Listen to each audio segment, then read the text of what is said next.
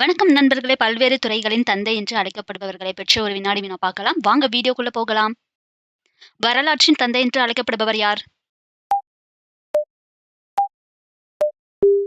சரியான விடை ஹெரோடோடஸ். புவியியலின் தந்தை என்று அழைக்கப்படுபவர் யார்?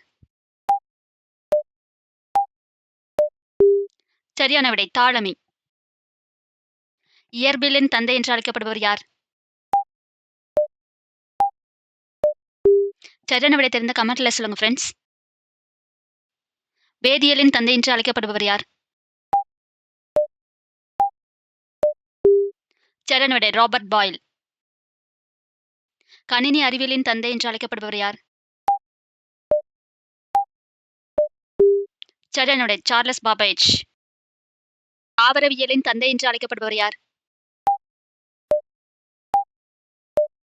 சரியான விடை தியோப்ராஸ்டஸ்.